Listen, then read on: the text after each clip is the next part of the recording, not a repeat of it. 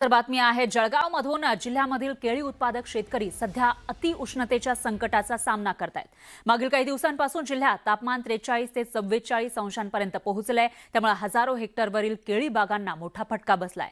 धरणगाव तालुक्यामधील अंजनी परिसरातील केळीची झाडं आणि खोड जळतायत असं चित्र दिसतंय। पावसाच्या नुकसानीतून शेतकरी सावरत असतानाच आता उष्णतेमुळे तोंडाशी आलेला घास हिरावला गेलाय।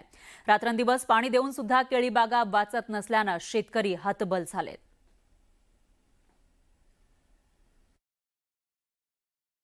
अवकाळी पावसात मोठ्या प्रमाणात नुकसान झालेला शेतकरी आता मे हिटच्या तडाख्यात देखील हळूहळू निघत असल्याचं चित्र आपल्याला बघावयास मिळत आहे।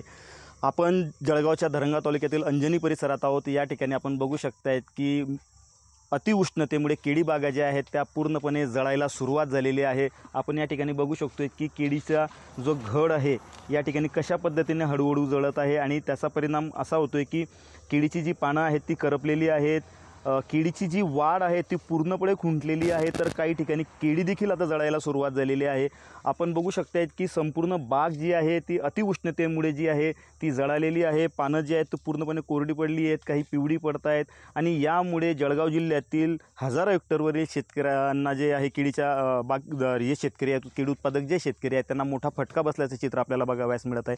आपल्यासोबत काही शेतकरी आहेत की ज्यांना या मे हिटच्या तडाख्यामुळे आपली केळी जी आहे ती पूर्णपणे गमवावी लागलेली। आपण या ठिकाणी बघू शकता की कशा पद्धतीने पूर्ण केळी जी आहे ती जळालेली आहे। दादा काय सांगाल, आपलं किती नुकसान झालंय आणि कशा पद्धतीचं नुकसान या ठिकाणी झालेलं आहे? 50% नुकसान तर आहेच, कारण की एवढा उन्हाचा तडाखा पडला आहे की दिवस रात्र पाणी चालू आहे तरी सुद्धा शेत असं होत आहे। तुम्ही खाली बघू शकता पूर्ण ओलं आहे शेत, पाणी भरपूर आहे, पण ऊन एवढं तापतं आहे तर शेतकरी काय करणार आहे? त्याच्यामुळे तुम्हाला समोर बघताय एवढं नुकसान होतं आहे। मला शासनाकडनं काही काही पंचनामे करायला पाहिजे शासनाने।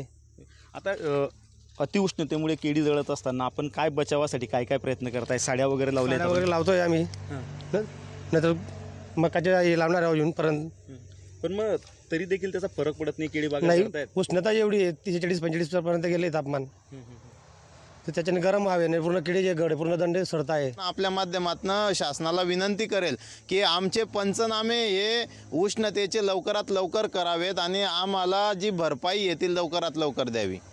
निश्चितच जळगाव जिल्ह्यात जे तापमान आहे ते 43-44 अंशाच्या घरात गेल्यामुळे हातातोंडाशी आलेला जो घास आहे केळी उत्पादक शेतकऱ्यांचा तो हिरावला गेलेला आहे।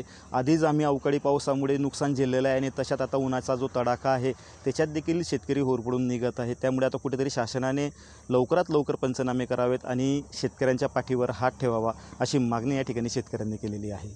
विजय वाघमारे, न्यूज 18 मराठी, जळगाव।